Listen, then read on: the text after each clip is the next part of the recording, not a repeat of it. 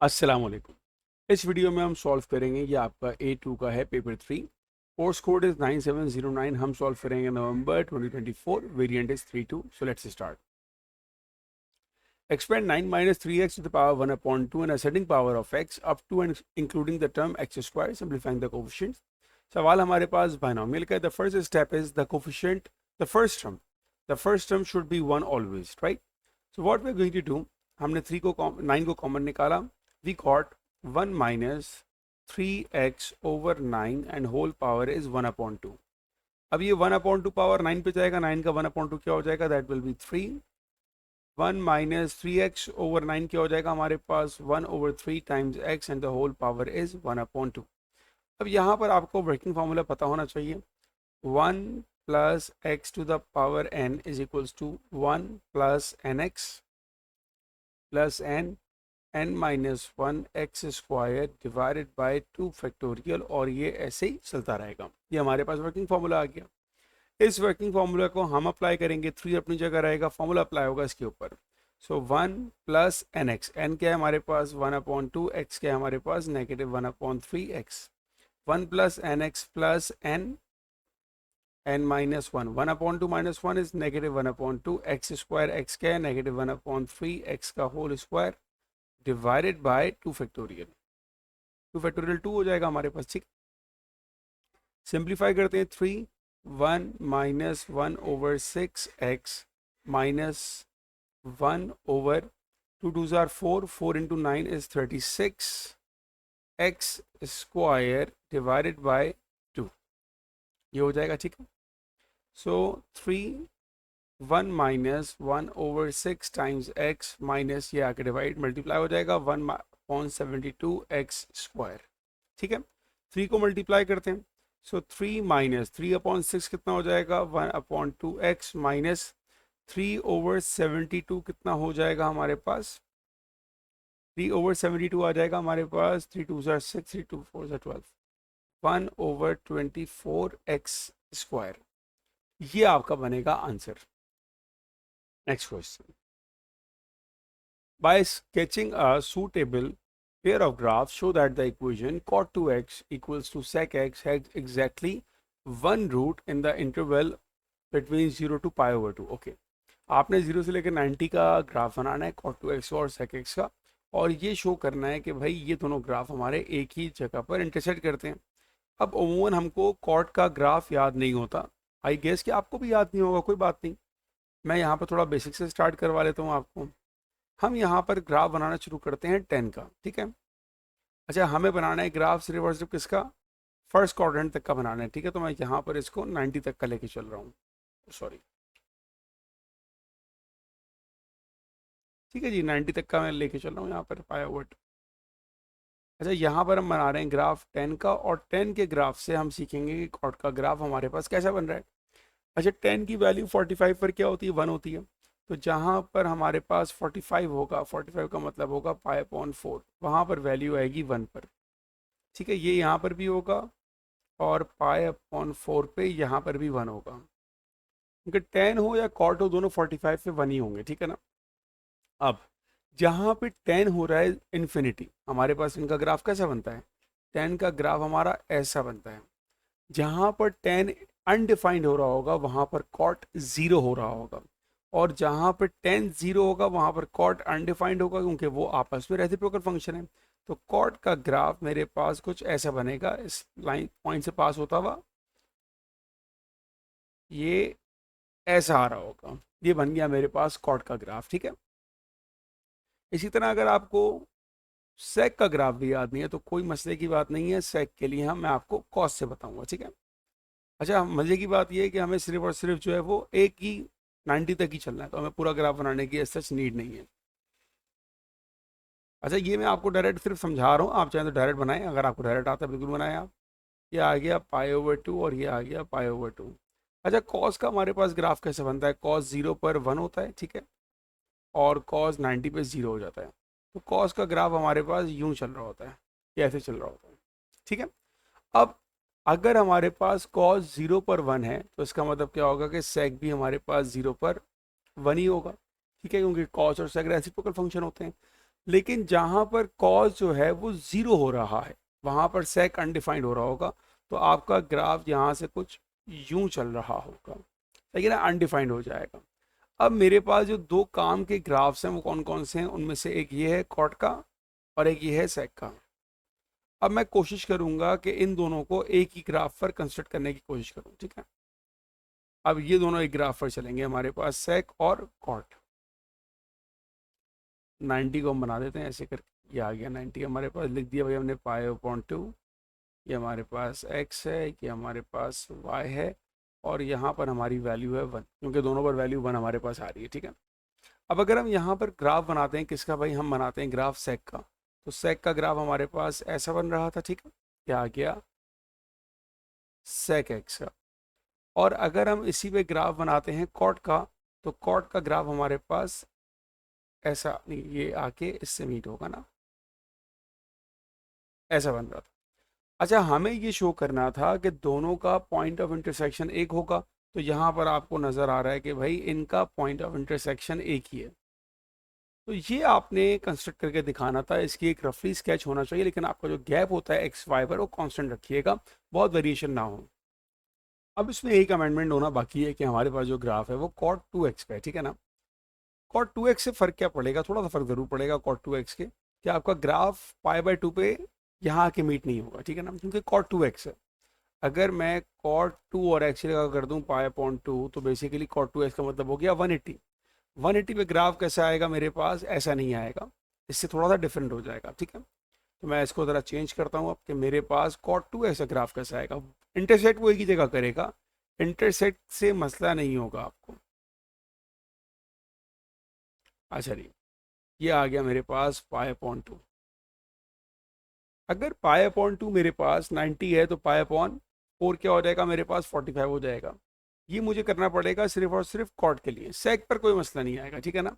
अगर हमारे पास यहाँ पर 0.1 था, तो सेक हमारे पास वैसे ही चलेगा, इस तरह मैं आपको बना के दिखा रहा था ना ऊपर, वैसे ही चलेगा सेक। सेक पे कोई इशू नहीं है, y=sec x।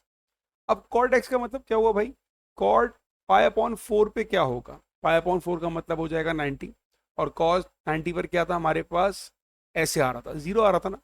तो अब मेरा ग्राफ कैसा बनेगा भाई कॉट का, अब ग्राफ ऐसा बनेगा, स्टार्ट कहाँ से होगा, ये स्टार्ट होगा ऐसे करके, ये यूं जा रहा होगा, ठीक है ना, काइंड ऑफ ऐसे जा रहा होगा ये, यहाँ से पाई/4 से मीट होता होता,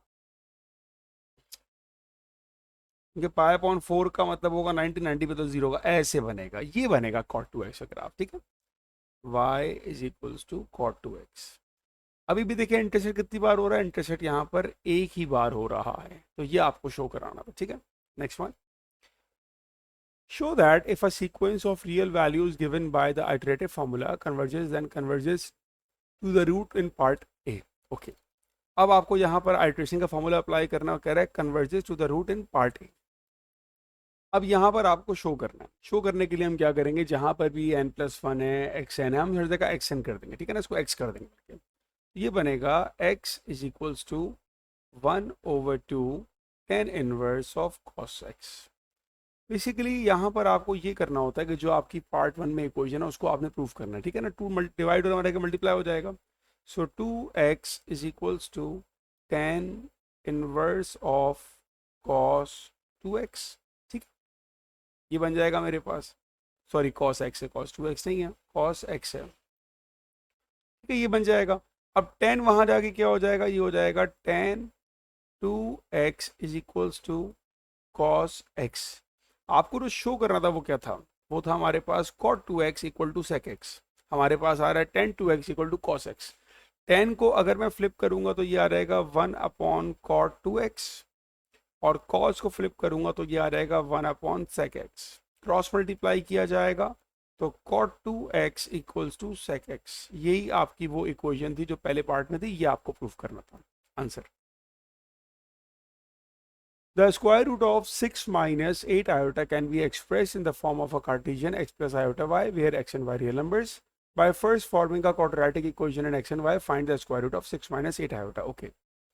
हम क्या करेंगे, हमें चाहिए भाई 6 - 8 आयोटा का अंडर रूट क्या होगा, ये आपको निकालना है ना। हम कहेंगे इसको हम सपोज कर लेंगे भाई ये बराबर है एक्स प्लस आयोटा वाई के, ये इस कॉम्प्लेक्स के बराबर हो गया। स्क्वायर रूट हटाने के लिए क्या करते हैं, we need to apply square on both sides, तो यहाँ पर भी स्क्वायर लगा दिया और यहाँ पर भी स्क्वायर लगा दिया। ये बनेगा आपके पास 6 minus 8 iota is equals to, right side पर आइडेंटिटी अप्लाई करेंगे, a square plus 2ab plus b square, ऐसा आ जाएगा। ठीक है, तो ये आया x square plus 2xy iota, iota square negative होता है, minus Y square equal to 6 minus 8 iota. अब यहाँ पर आने के बाद आपको यहाँ पर दो इक्वेशंस बनानी है, एक रियल पार्ट की और एक इमेजिनरी पार्ट की। अगर लेफ्ट साइड पर रियल पार्ट देखूँ तो रियल पार्ट क्या है 6 है, और राइट साइड पर रियल पार्ट क्या है X square minus Y square. Left side पर आपका इमेजिनरी पार्ट क्या है, इमेजिनरी पार्ट है -8 और राइट साइड पर इमेजिनरी पार्ट क्या है 2xy। ये आपके पास आ गई दो इक्वेशन, इनको हम करेंगे साइमल्टेनियस सॉल्व। तो यहाँ से मैंने 2 को डिवाइड किया तो ये आया -4 divided by y is equals to x, तो मैंने बना दिया x को सब्जेक्ट, जिसको बनाया सब्जेक्ट उसको हम पुट करेंगे फर्स्ट वाली में, तो 6 इक्वल्स टू एक्स की जगह क्या आ गया -4/y whole square minus Y square. तो 6 इक्वल्स टू -4 क्या हो जाएगा 16/y square minus Y square. यहाँ पर आप चाहें तो डायरेक्ट एलसीएम भी ले सकते हैं, और अगर क्वेश्चन को चाहते हैं आसान बनाना तो सपोजिशन कर लें कि जो वाई स्क्वायर है उसको हम बराबर कर देते हैं टी के, ये हो जाएगा 6 equals to 16/t minus T. Keep in mind कि जो डिनोमिनेटर का टी है इसको आप जाके मल्टीप्लाई नहीं कर सकते, आपको यहाँ पर पहले एलसीएम लेना है। 6 equal to 16 minus T square over T, 6t equal to 16 minus T square plus 6t minus 16 equals to 0। अब यहाँ पर आने के बाद मैं डायरेक्ट कैलकुलेटर यूज करूंगा to find the quadratic equation. Mode दबा के 5 में 3 में चले जाएंगे, a is what 1, b is what 6 and c is what -16। ये करने के आपका t का आंसर एक आ रहा है क्या 2 आ रहा है, और दूसरा आंसर t का आ रहा है हमारे पास -8। ठीक है, सपोजिशन क्या की थी हमने, हमारी सपोजिशन थी कि Y square is equals to T. ठीक है ना, हम इसको यहीं से कंटिन्यू करेंगे, Y square equals to T को 2 बार क्यों लिख रहा हूँ कि 2 इक्वेशंस आई हैं, तो 2 वैल्यूज आई हैं, तो Y square equals to T की जगह 2 एंड वाई स्क्वायर टी की जगह -8। तो वाई क्या आ जाएगा मेरे पास प्लस माइनस √2, और वाई क्या आ जाएगा -8 का रूट क्या हो जाएगा, ये तो आयोटा की फॉर्म में आ जाएगा ना, तो प्लस माइनस √8 और ये आ गया आपके पास आयोटा। अब ये जो वाई के दो आंसर्स आ रहे हैं इनमें से आप कौन सा सेलेक्ट करेंगे, अब हम सेलेक्ट करेंगे y को +-√2। अच्छा भाई ऐसा क्यों, इसकी मैं आपको रीज़न दे सकता हूँ। ठीक है, हमारा कॉम्प्लेक्स नंबर क्या था, हमारा कॉम्प्लेक्स नंबर था x प्लस आयोटा वाई। ठीक है ना, यहीं पे स्टार्ट करते हैं। हमारा कॉम्प्लेक्स नंबर था x प्लस आयोटा वाई। अगर मान लें कि मैं y की जगह ±√8 आयोटा लिखता, तो ये आयोटा और आयोटा मल्टीप्लाई होकर -1 बन जाएगा, तो मेरा कॉम्प्लेक्स वाला पार्ट खत्म हो जाएगा। ठीक है, तो मैंने y की जगह क्या यूज़ करना है, मैंने y की जगह ±√2 को यूज़ करना है। अब हमारे पास x को बनाया सब्जेक्ट, x क्या था -4/y, यहाँ से स्टार्ट करते हैं। So x is equals to -4/y, -4/y, और y की जगह मैंने आपको बताया वैल्यू कौन सी लेंगे ±√2, और क्यों लेंगे मैंने ये भी बता दिया आपको। x equals to -4 divided by ±√2। यहाँ पर आपको करना पड़ेगा इसको कॉन्जुगेट, तो मल्टीप्लाई किया आपने √2 से, डिवाइड किया √2 से, ये क्या आ जाएगा -4 √2 डिवाइडेड बाय +-2। मेरे पास ये आंसर क्या आ जाएगा +-2 √2, ये मेरा x का आंसर आ गया। ठीक है, अब आपका आंसर क्या था, आपका कॉम्प्लेक्स नंबर क्या था, कॉम्प्लेक्स नंबर था x प्लस आयोटा y, ये था। x का आंसर क्या आ गया +-2 √2 प्लस माइनस आयोटा और y की जगह आ जाएगा √2। ये आ गया मेरे पास कॉम्प्लेक्स नंबर का आंसर। ठीक है जी, ओके आगे बढ़ते हैं। Solve the equation 5 power x equals to 5 power x plus 2 minus 10, give your answer correct to 3 decimal place. सबसे पहले इंडाइसिस का रूल अप्लाई करेंगे, 5 power x is equals to 5 power x plus 2 है, प्लस का मतलब है कि मल्टीप्लाई हो रहा होगा। ठीक है, इंडाइसिस अप्लाई कर दिया। अब हम यहाँ पर सपोज करेंगे कि यार जहाँ पर 5 पावर x है उसको आप y कर लो। तो हमारे पास क्वेश्चन क्या बन गया, y इक्वल्स टू 5 का स्क्वायर 25 y माइनस 10, ये बन जाएगा। अब क्या बना आपके पास, y 25y minus y is equals to 10। Simplify किया, what you got 24y is equals to 10, 10 divided by 24 equals to y, और y का आंसर आ जाएगा हमारे पास 5/12। अब कीप इन माइंड कि हमारा टारगेट क्वेश्चन में y निकालना नहीं था, हमको तो x निकालना था। x के लिए सपोज किया था कि भाई 5 पावर x बराबर है y के, और y की जगह आ जाएगा 5/12। ठीक है, लॉग अप्लाई करेंगे तो ये आ जाएगा x log 5 equals to log 5/12। अब जो काम है वो हमारा आएगा कैलकुलेटर के ऊपर, मोड दबा के 1, log 5/12 divided by log 5, that is x is equals to -0.544। ये बना आपका आंसर।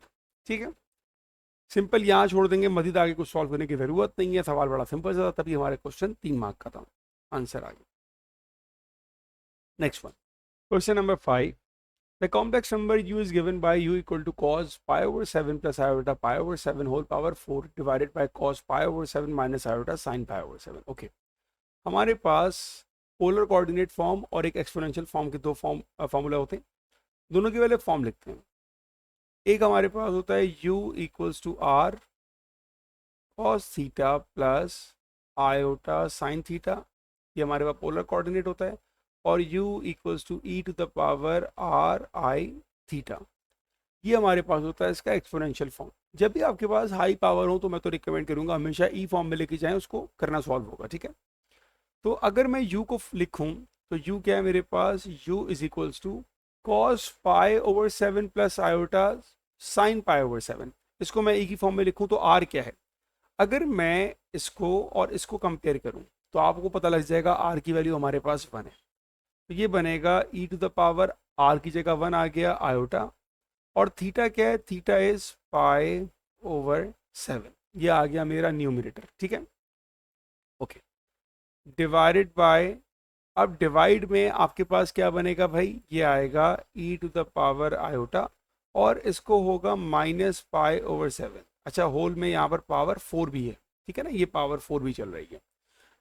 डिनोमिनेटर में नेगेटिव क्यों आ रहा है, अगर ये क्वेश्चन क्लियर नहीं है आपको, इसको हम यहाँ डायग्राम में डिस्कस करते हैं। मान लीजिए कि मेरे पास ये एक आर्गन डायग्राम है, ठीक है ना, ये हमारा इमेजनरी पार्ट और ये हमारा रियल पार्ट। अगर हम सिर्फ डिनोमिनेटर की बात करें कि यार वहाँ पर नेगेटिव क्यों आ रहा है, तो यहाँ पर कॉस हमारा पॉजिटिव है, इसका मतलब है पॉजिटिव एक्स, और साइन नेगेटिव है, इसका मतलब है यहाँ कहीं पॉइंट होगा। ठीक है, यहाँ कहीं पॉइंट होगा। अगर मैं इसको कनेक्ट करूँ उसके साथ, तो ये जो मेरा आर्ग्यूमेंट बन रहा होगा, ये जो आर्ग्यूमेंट आएगा, ये जो थीटा आएगा, ये मेरा इस कोऑर्डिनेट में आएगा, और यहाँ पर मेरे पास नेगेटिव में आता है। क्लॉकवाइज मूवमेंट हमारे पास नेगेटिव होती है कॉम्प्लेक्स नंबर में, इसीलिए हमारा जो ये नेगेटिव में आ रहा है हमारा डिनोमिनेटर का एंगल। ओके, अब हमें एक रूल पता होता है किसका, आर्ग्यूमेंट का, कि अगर आर्गुमेंट मुझे निकालना है u का, और उसमें हमारे पास न्यूमरेटर और डिनोमिनेटर, जैसे कि आपका सवाल फ्रैक्शन है, तो आर्गुमेंट क्या आएगा, argument of numerator minus argument of denominator, ये हमारी प्रॉपर्टी होती है, यही काम हम यहाँ करेंगे। तो आर्गुमेंट ऑफ न्यूमरेटर क्या है मेरे पास, दैट, अच्छा 4 से मल्टीप्लाई होगा, you will get 4π/7, that is the argument of numerator, minus argument of denominator क्या है मेरे पास, इट इज -π/7। सिंप्लीफाई करेंगे, यू विल गेट 5π/7, ये आपके पास आ गया आपके कॉम्प्लेक्स नंबर का argument. Next part, the complex number u and u steric are plotted on argon diagram. Describe the single geometrical transformation that maps u and u steric on the and state the exact value of argument of u. अब देखिए, पहले थोड़ा समझाने की कोशिश करता हूँ। देखिए, अगर मैं आपसे कहूँ कि यार u एक मेरे पास कॉम्प्लेक्स नंबर है a प्लस बी आयोटा, तो व्हाट डू यू थिंक कि u स्टेरिक क्या होगा, आप फौरन कह दोगे u स्टेरिक होगा a माइनस बी आयोटा। इसका मतलब ये होगा कि इसका जो आयोटा वाला पार्ट है, जो इसका कॉम्प्लेक्स पार्ट है, वो अपना साइन चेंज करेगा। अगर हम इसी चीज़ को ग्राफ में समझने की कोशिश करें, ठीक है ना, वही रियल पार्ट इमेजनरी पार्ट, ए प्लस बी आयोटा अगर ऊपर होगा तो ए माइनस बी आयोटा नीचे होगा, ऐसे ही होगा। ये हो गई हमारी पहली बात। जो हमारे पास आर्ग्यूमेंट आ रहा था यू का, वो क्या आ रहा था? आर्ग्यूमेंट ऑफ यू इज 5 पाई/7, ये आर्ग्यूमेंट ऑफ यू था। तो आर्ग्यूमेंट ऑफ यू स्टेरिक क्या होगा? ये हो जाएगा -5 पाई/7। नेगेटिव होने की वजह कि अगर u मेरे पास यहाँ लाई कर रहा होगा तो u स्टेरिक यहाँ लाई कर रहा होगा, और जैसे ही मेरे पास ये क्लॉकवाइज में होगा, आंसर इसका नेगेटिव में आ जाएगा। ये तो हो गया आर्गुमेंट का आंसर, ये तो आ गई वैल्यू। अब इसने आपसे कहा स्टेट द ज्योमेट्रिकल ट्रांसफॉर्मेशन। हो क्या रहा है भाई? ज्योमेट्रिकल ट्रांसफॉर्मेशन क्या है? It is a reflection in x axis. नहीं लिखेंगे आप, क्योंकि कॉम्प्लेक्स में हमारे पास एक्स एक्सिस नहीं होता, यहाँ पे रियल एक्सिस होता है और इमेजनरी एक्सिस होता है। तो आप लिखोगे रिफ्लेक्शन इन रियल एक्सिस। तो ये 2 मार्क आपको मिल गया, 1 मार्क रिफ्लेक्शन का और 1 मार्क आपको आर्गुमेंट का आंसर देने में मिल गया। ओके जी, question number 6। The variables x and y satisfy the equation ay equals to b power x, where a and b are constants. The graph of l and y against x is a straight line passing through the points 0.5 and 2.24 and 3.4 and 8.27 as shown. Find the value of a and b, give your answer to one significant figure. Okay. सबसे पहले आप observe कर लें कि आपका जो graph है वो एल एन वाई और एक्स के अगेंस्ट आपको दिया हुआ है, ठीक है। मतलब ये जो मेरे पास पॉइंट है, ये मेरे पास एक्स की वैल्यू है, लेकिन ये मेरे पास एल एन वाई की वैल्यू, ठीक है। आपको ए और बी बताना है। ओके, हम स्टार्ट करते हैं अपनी main equation, A Y is equals to B power X. जहाँ पर पावर में आ गया अल्फ़ाबेट में, वहाँ पर लॉग अप्लाई करना पड़ता है। तो दोनों साइड पर मैं लॉग अप्लाई कर रहा हूँ। अब एल जी करूँ या एल एन करूँ? ठीक है, हमारे ग्राफ पर एल एन है तो मुझे एल एन अप्लाई करना चाहिए। तो L N of A Y is equals to L N of B power X. ये आ जाएगा L N A plus L N Y is equals to X L N of B. अगर मैं y को arrange करूँ, subject बनाऊँ, तो L N Y equals to X L N B minus L N A. अब यहाँ पर आपके पास ग्रेडियंट क्या है? ग्रेडियंट है मेरे पास एल एन बी, और y इंटरसेप्ट क्या है? y इंटरसेप्ट है मेरे पास एल एन ए। 2 चीज़ें आ गई हमारे पास। अब ग्रेडियंट निकालने के लिए आप क्या करेंगे? अपने पॉइंट्स को यूज़ करेंगे। ग्रेडियंट निकालने का हमारे पास वर्किंग फॉर्मूला क्या होता है? सिंपल, शुरू से पढ़ते हैं हमारे हैं। Gradient is equals to y2 minus y1 over x2 minus x1, ठीक है। x1 y1 कौन सी वैल्यूज हैं जो आपके पास ग्राफ में हैं? तो हमने कह दिया भाई what is y2, 8.27 minus 2.24 divided by 3.40 minus 0.5।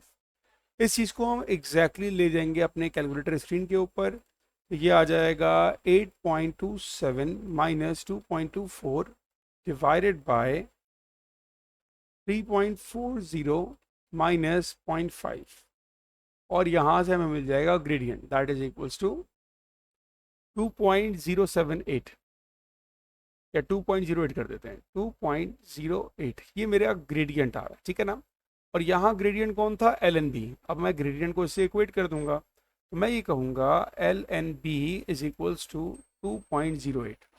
यहाँ से हम b का आंसर निकाल सकते हैं। b क्या बन जाएगा? b is equals to e to the power 2.08। तो आपने कैलकुलेटर में shift e of the answer, that is equals to 7.99। तो b का आंसर मेरे पास आ गया 8। ये मेरा पहला आंसर मुझे मिल गया, ठीक है। अब आपको निकालना है क्या? अब आपको निकालना है ए। ए क्या आपके पास? ए इज योर वाई इंटरसेप्ट। अब वाई इंटरसेप्ट कैसे आएगा उसको भी देखते हैं हम लोग। ओके जी, मेरे पास इक्वेशन क्या थी? इक्वेशन थी L N Y is equals to X L N B minus L N A, ठीक है। अब यहाँ पर हम कोई पॉइंट प्लेस करते हैं। लेट्स सपोज कि मैंने ये वाला पॉइंट ले लिया, तो एल एन वाई की जगह 2.24 और एक्स की जगह 0.5। एल एन वाई की जगह 2.24, एक्स की जगह 0.5। एल एन बी हमने क्या लिया था? एल एन बी इज 2.08, ये मैंने यहाँ लिखा हुआ भी है। L N B is 2.08 minus L N A is what we are looking for. तो एल एन ए को अगर मैं बनाऊँ सब्जेक्ट, तो ये क्या हो जाएगा?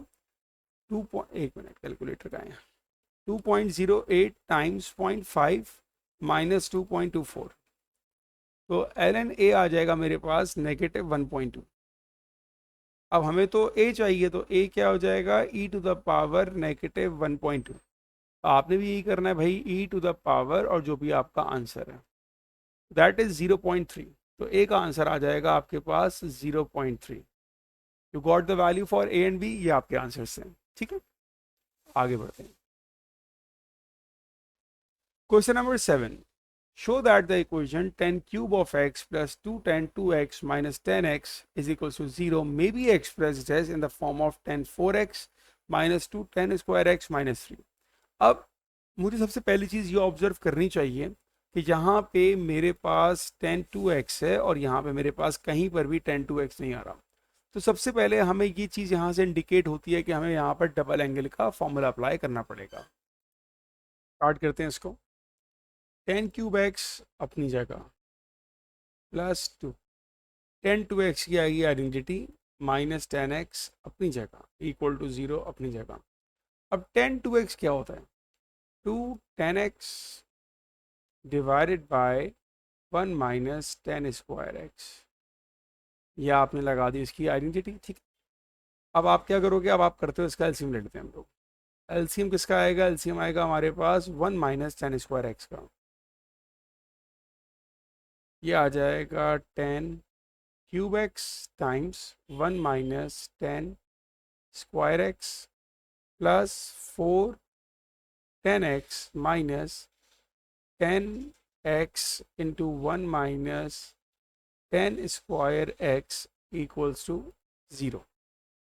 ब्रैकेट को एक्सपेंड करते हैं तो ये आएगा हमारे पास tan cube X minus tan 5x plus 4 tan x minus tan x minus tan cube x equals to 0।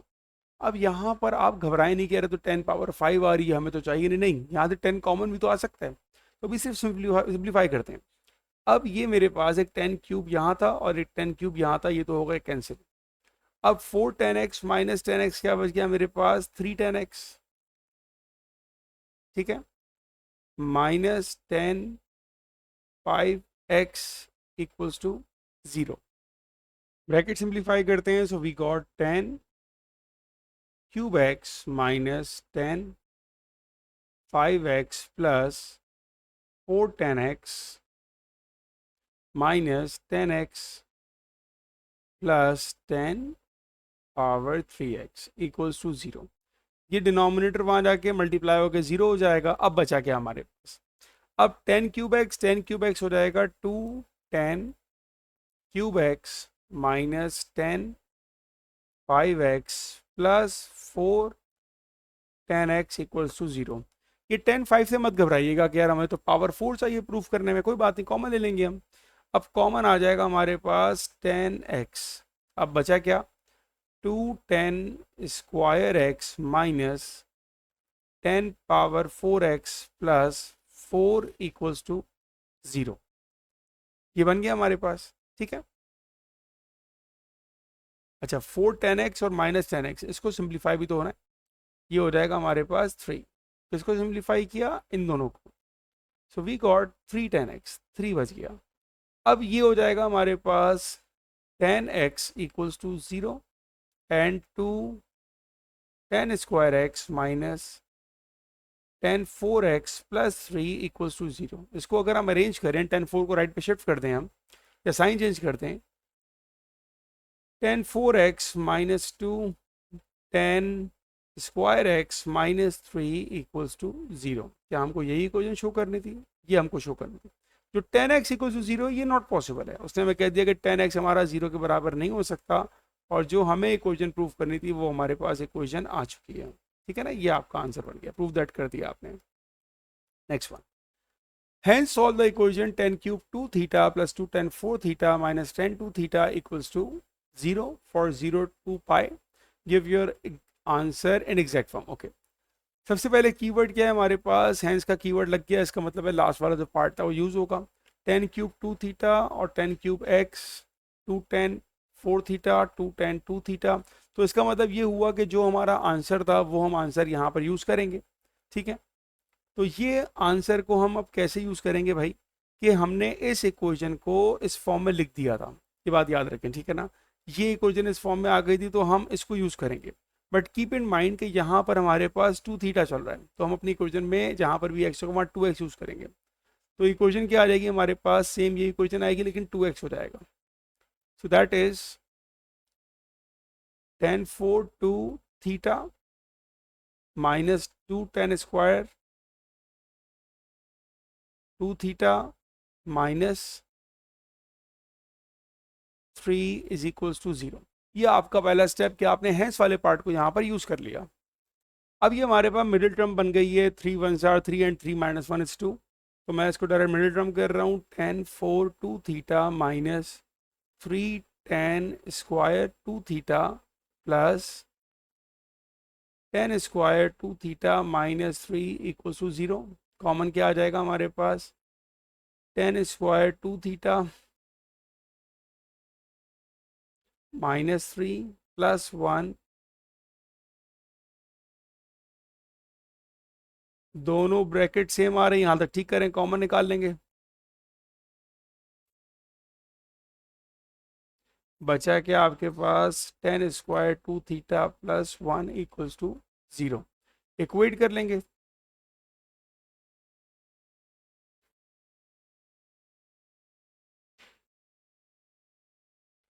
tan square 2θ plus 1 equals to 0। यहाँ पर आएंगे तो ये हो जाएगा tan square 2θ is equals to 3 and tan square 2θ equals to -1। यहाँ पर हमारे पास tan स्क्वायर के आंसर्स आ रहे हैं, ठीक है। अब इसमें से कौन से आंसर को हम रिजेक्ट कर देंगे, हम रिजेक्ट कर देंगे इस वाले आंसर को। क्यों भाई, क्योंकि रूट में नेगेटिव तो सॉल्व नहीं हो पाएगा। अब हमारा चलेगा answer tan square 2θ equals to 3, apply root on both sides. So tan 2θ equals to plus minus under root 3। अब हमें एक बार 10 को प्लस में लेके जाना है, एक बार 10 को माइनस में लेके जाना है, बट बिफोर दैट हम अपनी रेंज को मॉडिफाई कर लेते हैं। रेंज क्या है हमारे पास, फ्रॉम 0 टू पाई। रेंज की बात करें तो रेंज हमें दी है फ्रॉम 0 थीटा पाई। ये तो थीटा के लिए है ना, लेकिन हमारे पास 2θ है, तो हमारी रेंज क्या हो जाएगी, 0 2 थीटा 2 पाई। 2 पाई का मतलब ये होगा भाई चारों क्वाड्रेंट एक्टिव हो गए, तो हमें चारों में जाना है, ठीक है। हम निकालते हैं पहले alpha. Alpha is tan inverse of under root 3। Keep sure कि आपका जो बेटा कैलकुलेटर हो वो रेडियन मोड पर हो, ठीक है। तो मोड दबा के पहले मैं रेडियन मोड पर लेके जाता हूँ, शिफ्ट दबा के मोड, और ये नंबर 4 पर आ गया, रेडियन हो गया हमारा। tan inverse of under root 3 that is pi over 3। तो अल्फा आ गया मेरे पास पाई अपॉन 3। चारों क्वाड्रेंट्स हैं, तो पहला क्वाड्रेंट में हो जाएगा पाई अपॉन 3, दूसरे क्वाड्रेंट में होगा पाई माइनस पाई अपॉन 3। तो pi minus pi upon 3 is 2 pi upon 3। तीसरे क्वाड्रेंट में क्या होगा, pi plus pi upon 3। Pi plus pi upon 3 is 4 pi upon 3। और फोर्थ क्वाड्रेंट में क्या होगा, 2 minus pi upon 3, 3 2 6, 5 pi upon 3। अब ये जितने भी आंसर हैं ये किसके इक्वेट थे, ये हमारे पास थे 2θ के इक्वेट्स। हमको तो थीटा चाहिए, तो थीटा इन सबसे जाके डिवाइड होना स्टार्ट होगा। तो थीटा की वैल्यू क्या आएगी, पहला आएगा हमारे पास पाई ओवर 6, दूसरा आएगा पाई ओवर 3, तीसरा आएगा 2 पाई ओवर 3, और आएगा 5 पाई ओवर 6। ये हमारे 4 आंसर्स हो गए, क्वेश्चन हो गया आपका कंप्लीट, ठीक है। All right, the parametric equation of a curve is given bye और 0 to pi upon 4 show that dy over dx is equals to minus half cos cube 2t। Okay, x क्या है मेरे पास, x is tan square 2t। आपने इसको derivative करना है, dx over dt। अब tan square, भाई tan को डेरिवेट करने के पहले पावर डेरिवेट करें, पहले पावर आई, फिर पावर में से 1 माइनस कर दिया। अब फंक्शन का derivative, d by d x of d by D T of tan t is sec t, ठीक है। tan का डेरिवेटिव हो जाएगा sec, अच्छा t नहीं होगा, t नहीं होगा 2t होगा, क्योंकि हमारा एंगल 2t चल रहा है। और फिर हमारा एंगल का डेरिवेटिव, तो एंगल क्या हो जाएगा हमारे पास 2। तो आपने dx अपॉन dt निकाला, that is equals to 4 tan 2t sec 2t। ये तो आपने सिंपल dx अपॉन dt निकाल लिया। इसी तरह हम y को करेंगे, तो y क्या है हमारे पास, y is cos 2t D by, अच्छा एक minute, D by d x of ten होता है सेक स्क्वायर, ठीक। अब आपने cos को किया तो ये आ जाएगा भाई d y over d t is equals to cos का डेरिवेटिव माइनस साइन 2t, और फिर आपने एंगुलर डेरिवेटिव किया 2 आ गया, so what you got minus 2 sine 2t, ये आ गया d y upon d t. D x आ गया, डी वाई आ गया। अब हम लेके जाएंगे इसको चेन रूल के ऊपर। क्या फॉर्मूला बनाएंगे हम बनाएंगे भाई d y over d x बराबर हो जाएगा d y over d t multiply d t over d x, ये हो जाएगा, ठीक है। D y over d t तो हम निकाल चुके हैं, minus 2 sine 2t। D t over d x क्या होगा, d t over d x, इसको फ्लिप कर देंगे आप। तो जब मैं इसको फ्लिप करूंगा ये आएगा 1 divided by 4 tan 2t and sec square 2t, ये आपका बन जाएगा फ्लिप होने के बाद। अब इसको सिंप्लीफाई करके इस फॉर्म में लेके जाना है, cos क्यूब 2t के बाहर लेके जाना है, ओके, cos क्यूब 2t। तो सबसे पहली बात मैं क्या करता हूँ, माइनस 2 साइन 2t अपनी जगह रखा मैंने, डिवाइड में आ गया। अब आपके पास 10 है, 10 क्या होगा, 10 होगा मेरे पास sine 2t divided by cos 2t, और sec स्क्वायर क्या हो जाएगा, sec स्क्वायर हो जाएगा 1 अपॉन cos स्क्वायर 2t, ये हो जाएगा। अब कैंसिलेशन करते हैं, sine 2t cancel, 2 1s are 2 2s are, तो नंबर क्या आ गया, नंबर तो आ गया नेगेटिव 1 अपॉन 2। cos 2t और cos स्क्वायर 2t हो जाएगा cos क्यूब t, ऊपर जाके मल्टीप्लाई हो जाएगा, तो cos क्यूब 2t। क्या यही प्रूफ करना था, cos क्यूब 2t ओवर 2, ये आपका आंसर आ गया d y over d x का, ये आंसर हो गया, ठीक है। Part B, hence find the equation of normal to the curve at the point where t is equals to 1 over 8 pi। यहाँ पर आपसे कहा जा रहा है normal to the curve, d y by d x हम निकाल चुके हैं, ठीक है। तो पहले तो मैं इसको जाके कॉपी कर लूँ यहाँ से, d y over d x,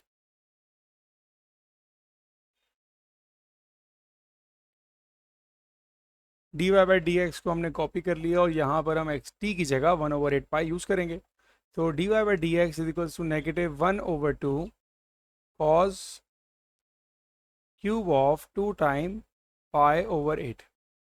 simplify करते हैं इसको हम लोग, so minus 1 upon 2 cos cube of pi over 4। अब आपने इसको सिंप्लीफाई करना है, तो पाई ओवर 4 की वैल्यू हम निकाल लेते हैं, एक मिनट, कैलकुलेटर कहाँ चला गया मेरा,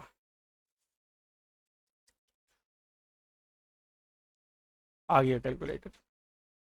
तो अब आपके पास क्या हो गया भाई, cos pi upon 4, pi divided by 4, इसका आपने लेना है क्यूब, और ये डिवाइडेड बाय हो जाएगा 2 से। तो आपका आंसर आ गया नेगेटिव अंडर रूट 2 ओवर 8, ये d y by d x हो गया। अब हमको चाहिए x1 और y1, ठीक है। हमें दिया हुआ क्या था, x is equals to 10 square 2t, so x is equals to 10 square 2t, और t की जगह आ जाएगा पाई ओवर 8, सिंप्लीफाई किया पाई ओवर 4, 10 पाई ओवर 4 क्या होता है, 1 होता है, तो x का आंसर तो आ गया हमारे पास 1। इसी तरह हम y की वैल्यू निकालेंगे, y क्या है cos 2t, y is equals to cos 2 और t क्या है पाई ओवर 8, तो ये बना पाई ओवर 4, कॉस की वैल्यू पाई ओवर 4, देखते हैं हम लोग क्या है, कॉस पाई ओवर 4, ओह उसमें नहीं जा रही ना, मैं चाह रहा हूँ कि उसकी वैल्यू उसमें जाए, क्या कहते हैं हमें, हाँ फ्रैक्शन में आ जाए, तो ये आ गया अंडर रूट 2 डिवाइडेड बाई 2। अब मेरे पास x1 और y1 आ गया। हाँ याद रखिएगा, क्योंकि नॉर्मल की बात की थी तो हमने ग्रेडियंट को फ्लिप करना पड़ेगा, तो जो नॉर्मल का ग्रेडियंट आएगा वो हमारे पास होगा negative reciprocal, that is 8 over under root 2। अब हमने इसको यूज़ करना है, ठीक है। इक्वेशन ऑफ टेंजेंट या नॉर्मल क्या होती है हमारे पास, y minus y1 is equals to m times x minus x1। अब y माइनस y1 क्या आया, अंडर रूट 2 अपॉन 2, m क्या आ गया 8 over under root 2, x minus x1 क्या आया था हमारे पास 1। एलसीएम ले लेते हैं, तो 2y minus under root two divided by 2 is equals to 8 divided by under root two times x minus 1। Cross multiply कर लेते हैं, रूट टू जाके मल्टीप्लाई हो जाएगा, तो ये आएगा 2 under root two y minus root two times root two, it will be 2 is equals to 2 8 जार 16 times x minus 1।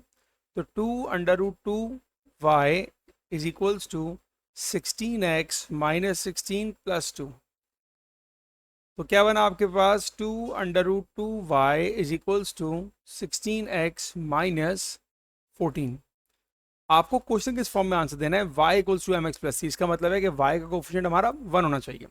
2 root two y यहाँ मल्टीप्लाई हो जाएगा, डिवाइड हो जाएगा, तो y equals to 16x divided by 2 under root two minus 14 divided by 2 under root two. अब हम इसको यहाँ पर कर लेते हैं, रेशलाइज कर लेते हैं, तो 16x divided by 2 under root two multiply by 2 under root two 2 under root two minus 14 divided by 2 under root two 2 under root two divided by 2 under root two. Rationalise कर दिया हमने इसको। अब क्या बना मेरे पास, 16 twos are 32 under root two x divided by 2 to jar 4 and 2 two are 2 हो जाएगा, तो 4 टू जार 8 बनेगा, ठीक है, माइनस 14 टू जार 28 under root two divided by 2 to jar 4 4 two जार 8। फाइनली क्या सिंप्लीफाई हो सकता है, 4 8 जार 32 8 अंडर रूट टू, बल्कि 8 4 जार हो जाएगा ना, that leads to 4 under root x minus, ये क्या बन जाएगा मेरे पास, 4 7 जार एंड 4 2 जार 4 7 जार 4 2 जार under root two is equals to y. ये बना आपका आंसर। यहाँ पे हमने अंडर रूट टू मिस कर दिया कि 16 2 से मल्टीप्लाई होगा तो ये 2 रह जाएगा, ठीक है, तो यहाँ पर हमारा ये रूट 2 मिस हो गया। रूट में आएगा अंडर रूट 2 और x अपनी जगह आएगा, रूट में आएगा अंडर रूट 2 और x अपनी जगह आएगा, ठीक है जी। तो ये मेरे पास बनेगा मेरा answer. Alright, next one. With respect to origin, O, the points A, B and C have position vectors given by OA मालूम है, OB मालूम है और OC मालूम है. The point D is such that ABCD is a trapezium with DC is equals to 3 times AB. Find the position vector of D. बहुत ही simple सवाल है। आपको DC दिया हुआ है, DC को आप लिखते कैसे हो? हम DC को कह सकते हैं that it is equals to OC minus OD। ये हमारे पास DC हो गया, ठीक है। अब जो हमारी स्टेटमेंट है वो क्या है, हमें कहा गया that DC is equals to 3 times of AB। अगर मैं यहाँ पर इसको in terms of position vector लिखूँ तो DC क्या हो जाएगा, OC minus OD is equals to 3 times AB क्या हो जाएगा, OB माइनस OA। ये मैंने तमाम को लिखा इन टर्म्स ऑफ पोजीशन वेक्टर। अब यहाँ पर मैं वैल्यूज को प्लेस करना स्टार्ट करता हूँ, ठीक है। ये हो जाएगा 3। What is OB we have, OB is 0 4 1 minus OA is 2 1 minus 3। पहले आप ब्रैकेट सॉल्व करोगे तो 0 minus 2 minus 2 4 minus 1 3 and 1 plus 3 is 4, ठीक है। और यहाँ पर OC का वेक्टर प्लेस कर रहा हूँ। OC का वेक्टर क्या है हमारे पास, माइनस 3 माइनस 2 2 माइनस OD। अब हमें यहाँ से सिर्फ OD की वैल्यू फाइंड करनी है, बाकी तो सब चीज़ हमारे पास गिवन है। माइनस 3 माइनस 2 एंड 2 ये अपनी जगह रहा, OD राइट पे जाएगा तो पॉजिटिव हो जाएगा। अब यहाँ देख 3 को मल्टीप्लाई किया माइनस 2 से तो ये आएगा माइनस 6, माइनस 6 यहाँ पर आके हो जाएगा प्लस 6, ठीक है, ये हुआ प्लस 6। 3 को 3 से मल्टीप्लाई किया 9, 9 यहाँ पर होके आके होगा माइनस 9, 3 4 12 लेफ्ट पर आके हो जाएगा माइनस 12। ये 3 से मल्टीप्लाई करके मैंने शिफ्ट कर दिया। अब इसको सिंप्लीफाई करके आपको सिंपल OD का आंसर मिल जाएगा। Minus 3 plus 6 is positive 3, minus 2 minus 9 it's minus 11 and 2 plus 12 is 14। ये बन गया आपका आंसर। इसको आप लिखोगे कैसे, इसको आप सॉरी 2 प्लस 12 ना, एक मिनट, ये माइनस 12 है, ये माइनस 12 है मेरे पास, 2 ये माइनस 12 होगा, ठीक है, minus 12 and 2 minus 12 is minus 10। अब आप इसको लिखोगे किस तरह, find the position vector of D। कोशिश किया करें कि अपना आंसर आप IJK की फॉर्म में लिखें। तो हमारे पास D का वेक्टर आएगा 3i माइनस 11 जे माइनस 10k। ये आंसर आ गया मेरे पास, ठीक है। Diagonals of the trapezium intersect at the point P, find the position vector of point P. Okay, अब आपके पास ट्रेपीजियम कैसा है भाई? ट्रेपीजियम हमारे पास है O A B C D. Okay, तो मेरे पास कोई ट्रेपीजियम माइट भी कुछ ऐसा हो सकता है। ये मैं रफली बना के दिखा रहा हूँ आपको, ठीक है ना। ऐसा एक ट्रेपीजियम होगा जिसमें हमारे पास ये साइड पैरेलल है, क्योंकि उसने हमें कहा हुआ है that D C is 3 times of A B. इसका मतलब है कि डी सी की लेंथ हमारे पास बड़ी होगी, तो इसको मैं ऐसे बनाऊंगा, ठीक है। तो अगर ये है ए बी सी डी, तो C D is 3 times of A B. अब कुछ मेरी जो डेटा है वो मेरे फिगर से मैच कर रहा है, ठीक है। आपको कहा था डायगनल्स, पहले डायगनल्स को कंसिडर करते हैं। ये आया ए सी का डायगनल, और ऐसे आएगा मेरे पास बी और डी का diagonal. The diagonals of the trapezium intersect at point P. क्या आ रहा है मेरे पास? Point P. And we need to find the coordinates या position vector of point P. अगर आप पॉइंट पी के बारे में मुझे एक बात बताओ तो वो क्या होगी?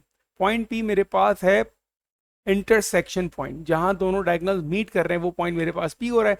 अब पॉइंट ऑफ इंटरसेक्शन निकालने का जो हमारा मेथड होता है, उसके लिए हमें पहले लाइन की इक्वेशन चाहिए होगी। स्टार्ट करता हूं मैं ए और सी से, ठीक है ना, ए और सी। अब थोड़ी वर्किंग लेंदी होगी, तो मैं कोशिश करूंगा कि इसके एक तो सेगमेंट्स बना लूं, ताकि हमारी वर्किंग ऐसी चले कि आपको समझ में आती रहे। अगर मुझे ए सी की इक्वेशन चाहिए, तो मुझे पहले चाहिए होगा डायरेक्शन वेक्टर। ए सी का डायरेक्शन वेक्टर क्या होगा हमारे पास? O C minus O A, that is the direction vector, right. मुझे ओ सी भी मालूम है और मुझे ओ ए भी मालूम है। ओ सी क्या है? -3 -2 और 2, -3 -2 और 2, माइनस ओ ए क्या है मेरे पास? 2 1 -3। ओ ए आ गया 2 1 -3। सिंप्लीफाई करते हैं, -3 -2 -5 -2 -1 -3, 2 + 3 इज 5।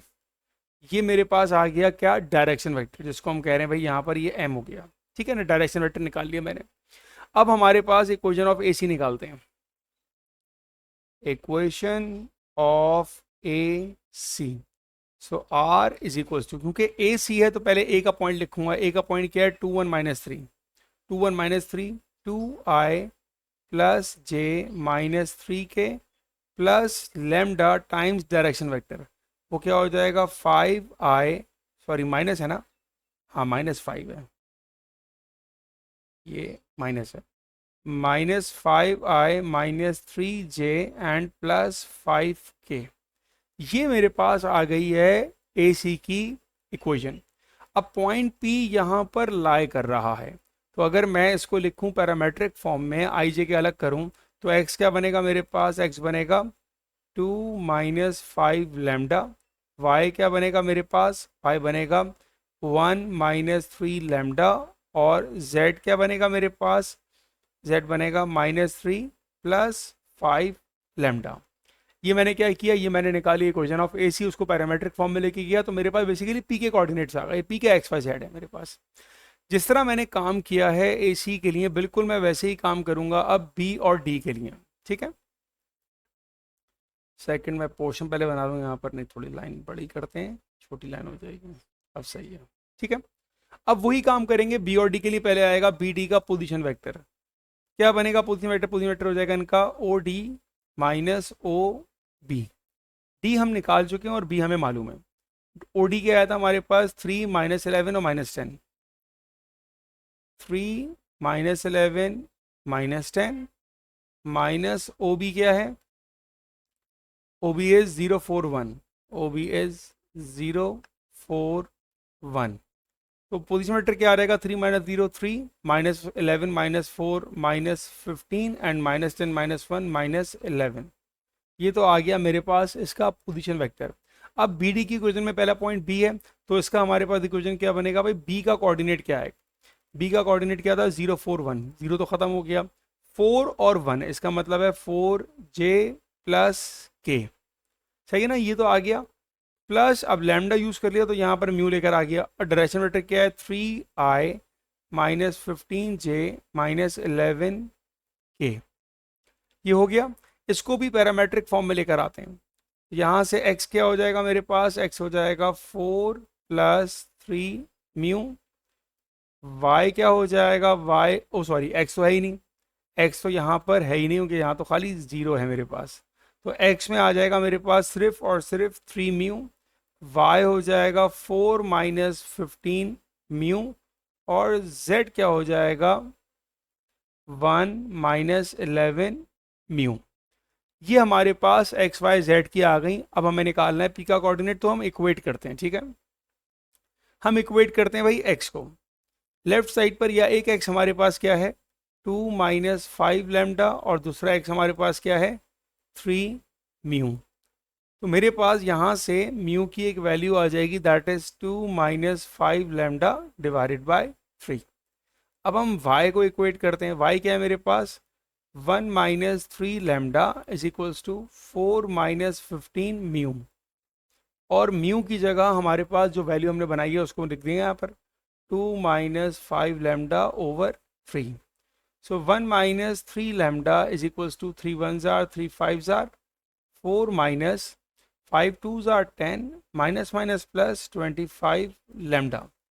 अब क्या बन जाएगा 4 माइनस 10 माइनस सिक्स यहाँ पर आके प्लस 6 होकर बन जाएगा 7, 25 प्लस 3 इज 28 लैम्डा। तो 1/4 आ गया मेरे पास लैम्डा का आंसर, सही है। अब अगर लैम्डा आ गया तो लैम्डा की इस वैल्यू को मैं यहाँ पे प्लेस कर सकता हूँ, तो मैं इसको उठा के ले आता हूँ नीचे भाई, लैम्डा की वैल्यू को यहाँ पर प्लेस करते हैं, और म्यू का आंसर निकाल लेते हैं हम डायरेक्ट कैलकुलेटर से, ठीक है। क्या करेंगे भाई 5/4 हो जाएगा, 2 में से माइनस करना है आपने आंसर जो 5/4 था, और टोटल आंसर डिवाइड हो रहा है 3 से, तो 1/4। तो म्यू भी आपके पास 1/4 आ रहा है, और लैम्डा भी आपके पास 1/4 आ रहा है, ठीक है। मुझे क्या चाहिए था, मुझे तो चाहिए थे पी के कोऑर्डिनेट्स, तो मेरे पास म्यू भी आ गया लैम्डा भी आ गया। अब रहा मेरे पास सिर्फ और सिर्फ क्या, उसका के कोऑर्डिनेट नहीं आया। उसके लिए हम क्या करेंगे, अब ये लैम्डा और म्यू को आपकी मर्जी है, चाहे तो आप इसको यहाँ पर प्लेस कर दें, या फिर आप इसको यहाँ पर प्लेस कर दें, क्योंकि ये दोनों जो कोऑर्डिनेट्स हैं बेसिकली पी के हैं। अच्छा यहाँ जगह है मेरे पास, ओके। तो अब मैं इसको यहाँ पर यूज़ कर रहा हूँ, कहाँ पर, इस वाली इक्वेशन को यूज़ कर रहा हूँ, ठीक है ना, एक्स वाई और जेड। इसको हम यहाँ से कर रहे हैं कॉपी, और यहाँ पर मैं करूँगा क्या, यहाँ पर मैं लैम्डा की वैल्यू को यूज़ कर लूँगा। लैम्डा मेरे पास 1/4 आया ना, तो अब यहाँ पर x की वैल्यू निकालते हैं। लैम्डा की जगह 1/4, 2 माइनस 5/4, 4 2s आर 8, 8 माइनस 5 3/4। ये तो आ गया x। y पर आते हैं, y क्या है 1 माइनस 3, लैम्डा की जगह 1/4 तो 3/4। तो y क्या बनेगा 4 माइनस 3 इज 1/4। और अब आते हैं z पर, z के लिए क्या होगा -3 प्लस 5/4, तो -12 प्लस 5 -7/4।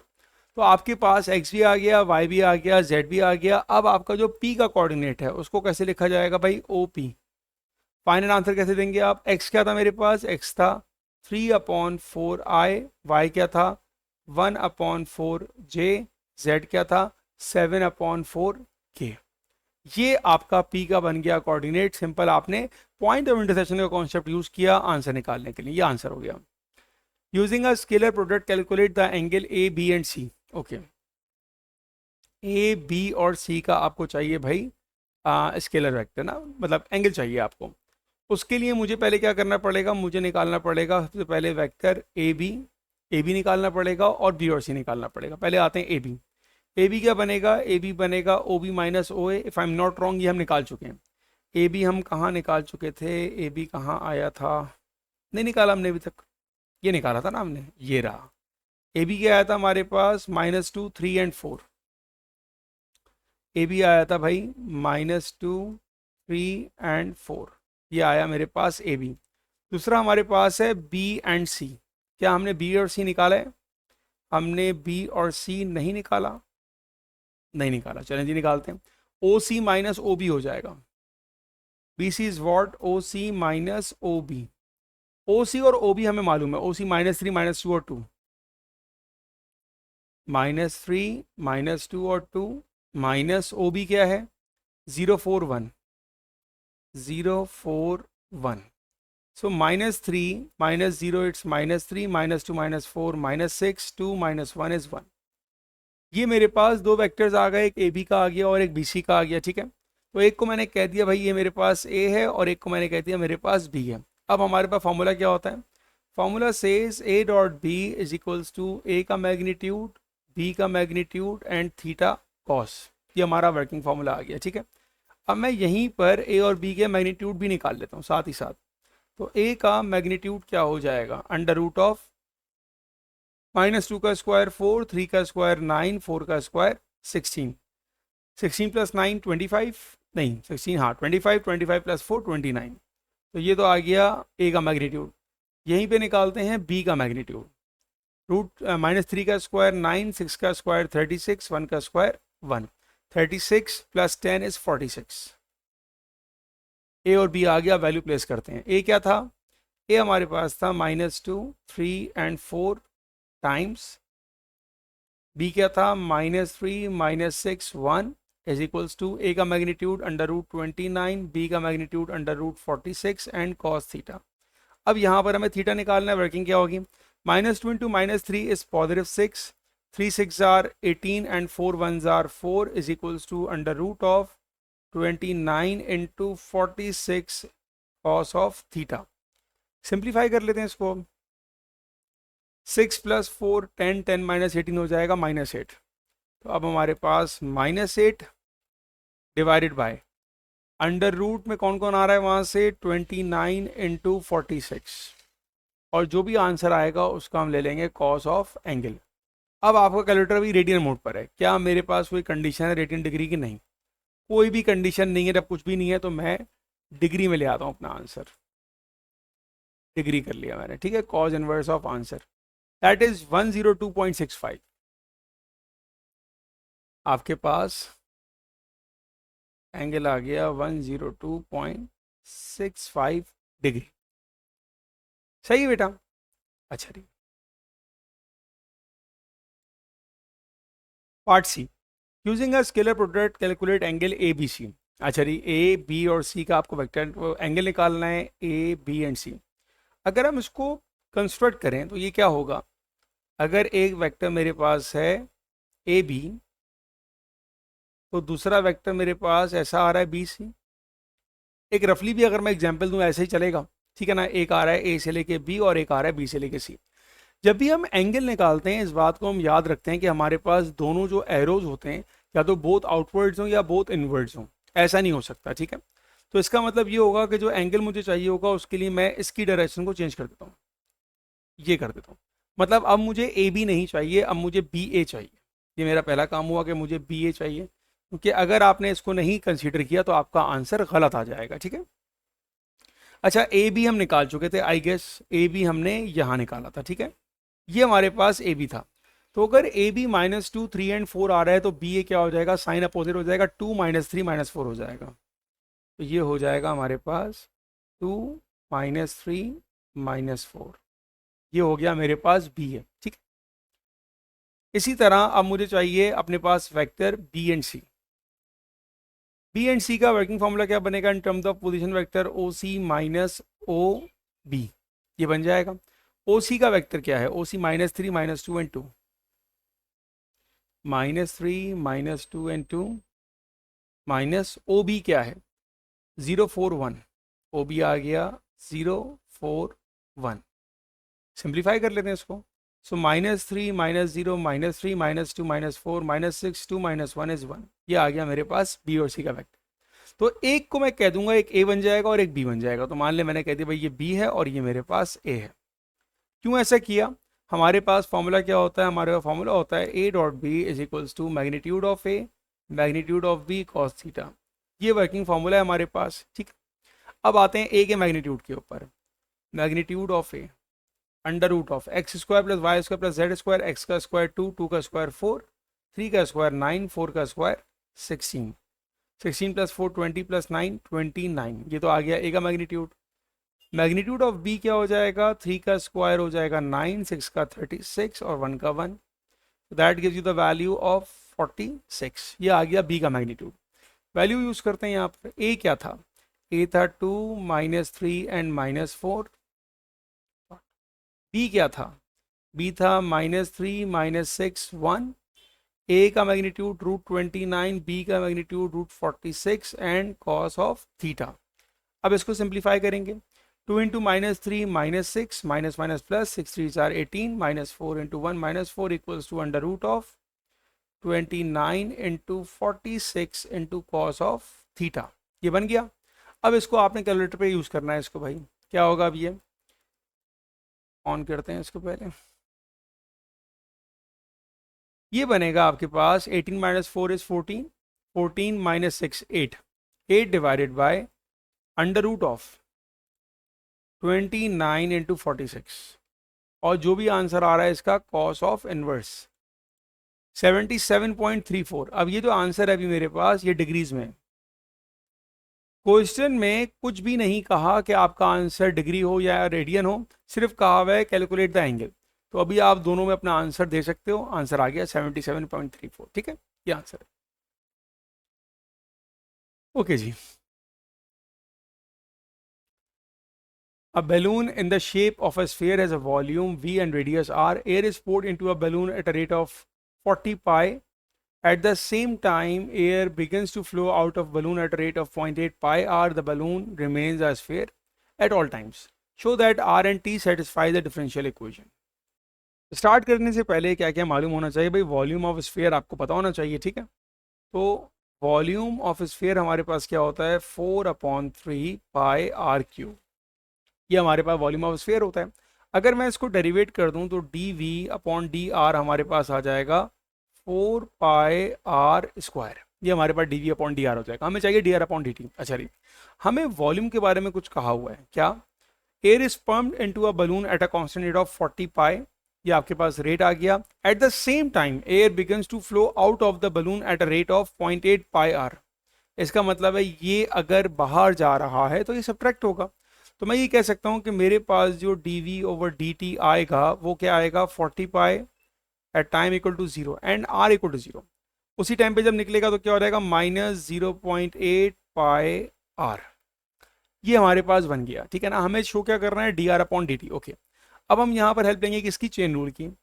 चेन रूल क्या बनेगा, dv/dt is equals to dv/dr multiply with dr/dt। ये हमारा वर्किंग फॉर्मूला है। इसमें अननोन क्या है या प्रूफ किसको करना है, हमें dr/dt को प्रूफ करना है। dv/dt क्या बन जाएगा, that is 40 pi minus 0.8 pi r is equals to dv/dr क्या है हमारे पास, 4 pi r square times dr/dt। अब यहाँ पर हमने इसको अरेंज करना है, किस फॉर्म में लेके जाना है, जो फॉर्म हमें दिया 50 minus are over 5r square. देखिए जो चीज़ हमें प्रूफ करनी है उसमें पाई नहीं है, तो अगर मैं यहाँ पर ऑब्जर्व करूँ पाई कैंसिल हो जाएगा, पाई पाई और पाई ये हो गया कैंसिल। क्या बना, 40 माइनस 0.8 डिवाइडेड बाय 4.8 आर है, 4r square is equals to dr/dt। ये बन गया हमारे पास। ठीक है, अब इसको सिंप्लीफाई करना है। हमको डिनोमिनेटर में नजर आ रहा है कि हमारे पास 5 होना चाहिए, मेरे पास तो 4 है। ओके, और न्यूमरेटर में मेरे पास डेसिमल कहीं नहीं है। ठीक है, तो मुझे डेसिमल या तो हटाना है, मतलब मल्टीपल वेज हैं, आप इसको किसी तरह भी सॉल्व कर लो जो आपको आसान लगे। अब सिर्फ इसको थोड़ा सा अरेंज करने की देर बाकी है। ओके, तो मैं एक काम ये करता हूँ, मैं अपने पास न्यूमरेटर में डेसिमल ख़त्म करने की कोशिश करता हूँ। तो 40 माइनस 0.8 क्या होता है, 8/10। 8/10 का मतलब क्या होता है, 4/5। 4/5 are divided bye 4r square, ये होता है। अब ऊपर मैं एलसीएम ले लूंगा, न्यूमरेटर में एलसीएम क्या आ जाएगा, 5 आ जाएगा। 5 4 ज़ा 20, 200 minus 4r divided by 4r square. ये आपकी अपनी अरेंजमेंट है, जो आपको आसान तरीका लगे, क्या पता इससे भी आसान तरीका वो आप कर लीजिएगा। मुझे भी क्लिक किया, मैंने इसको कर लिया। ठीक है, अब इसको आगे सिंप्लीफाई करें तो ये हो जाएगा 200 माइनस 4r डिवाइडेड बाय 5 4 ज़ा 20r स्क्वायर। ठीक है, अब ऊपर क्या हो रहा है हमारे पास, हमें ऊपर सिंगल आर चाहिए, बिल्कुल चाहिए।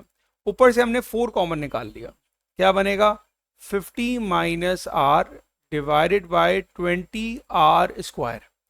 कैंसिल आउट कर दें, 4 1 ज़ार 4 5 ज़ार, क्या बना भाई, 50 minus r divided bye 5r²। क्या हमको यही प्रूफ करना था?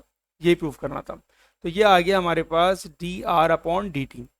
तो जो मेन काम था ना हमारा वो यहाँ तक था। इसके बाद खाली सिंप्लीफाई, अब सिंप्लीफाई करने का कोई पॉइंट एट कॉमन निकाल ले, ये भी हो सकता है, उसमें भी आंसर सेम आएगा। ठीक है, find the quotient and remainder when 5r² is divided by 50 minus r. Okay, 5r² को हमने डिवाइड करना है किससे? 50 माइनस आर से। तो हम यहाँ पर जो ऑप्ट कर रहे हैं method, that is long division. Okay, सबसे पहली बात कि भाई अगर मैं r को किससे मल्टीप्लाई कराऊं कि मेरे पास माइनस का 5r² आ जाए, तो हमारे पास लिखा हुआ है माइनस आर प्लस 50। मैं इसको किससे मल्टीप्लाई कराऊं कि मेरे पास प्लस का 5r² आए, तो मैं इसको मल्टीप्लाई कराऊंगा माइनस 5r से। जब ये मल्टीप्लाई होगा तो ये हो जाएगा 5r² माइनस 5 5 25 250r, ऐसे ही हो जाएगा। ये आया माइनस 5r से, आंसर आ जाएगा 5r² माइनस 250r।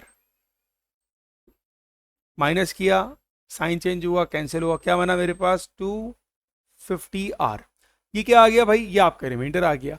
अब आपको क्या बताना है? Find the quotient and the remainder. आपको दोनों चीजों को हाईलाइट करना पड़ेगा। बट उससे पहले ही कि अभी मजीद सिंप्लीफाई हो सकता है। कैसे? मैं माइनस आर प्लस 50 को किससे मल्टीप्लाई करूं कि मेरे पास 250r आ जाए? सॉरी, यहाँ को लिख दिया मैंने। किससे मल्टीप्लाई करूं कि मेरे पास प्लस का 250r आ जाए? तो मैं इसको मल्टीप्लाई करूंगा माइनस 250 से। ठीक है, प्लस 250r माइनस 25 5 125 और 2 0 आ जाएंगे। सही है जी। तो मैंने अब क्या किया, इसको मैंने किससे मल्टीप्लाई किया? मैंने मल्टीप्लाई किया माइनस 250 से। तो मेरा आंसर क्या आ रहा है? मेरा आंसर आ रहा है 250r माइनस 12500। कैंसिल किया, 12500। मजीद सिंप्लीफाई अब हम इसको नहीं कर सकते, हमारे पास अब r एलिमिनेट हो चुका है। तो हमें तो बताना था भाई रिमाइंडर क्वोशंट क्या आ रहा है। तो मेरे पास जो रिमाइंडर आया वो क्या आया? मेरे पास 12500 और जो क्वोशंट आया that is negative 5r negative 250। ये मेरा आंसर हो गया। ठीक है, solve the differential equation in part A, obtain expression for t in terms of 6। Differential equation जो पार्ट ए में हमारे पास है थी, पहले मैं इसको कॉपी कर लेता हूँ।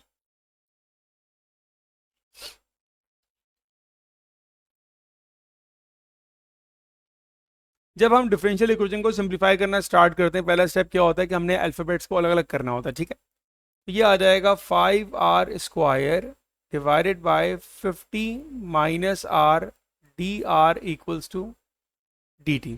ये हमारा पहला स्टेप हो गया। ठीक है, अब हमें यहाँ पर इंटीग्रेट करना है। याद रखिएगा कि dr और dt आपका कभी भी डिनोमिनेटर में नहीं होना चाहिए।